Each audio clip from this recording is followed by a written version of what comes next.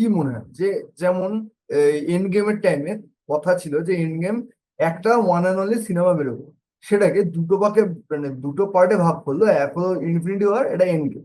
এখানে কি ডুমসডে দুটো পার্ট বেরোবে, মানে মানে ডুমসডে দুটো, আর ওদিকে বেরোতেই পারে, বেরোতেই পারে, লাস্টে একটা কি বেরোতেই আছে না, পারে।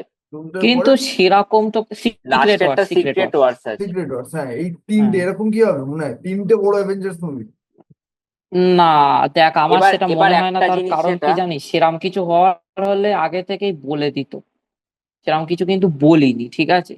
আমার যেটা ও, মনে হয়, আমি তোরে বলছি শোন, আমার যেটা মনে হচ্ছে যে হয়তো ওই যে ডুমসডে তো তোর ফ্যান্টাস্টিক ফোর রিলেটেড, হুম, তোর ও হয়তো ওই ইউনিভার্সে অ্যাপিয়ার করবে, করে ওই ইউনিভার্সটা ধ্বংস করে দিয়ে যখন অ্যাভেঞ্জার্স এর ইউনিভার্সে আসবে তখন গিয়ে হয়তো ওদের সামান্য কিছু ক্যামিও দেখিয়ে পরের পার্টে সেটা এক্সটেন্ড করবে, এরকম হতে পারে। হুম। তো এটা হতে পারে, ঠিক আছে।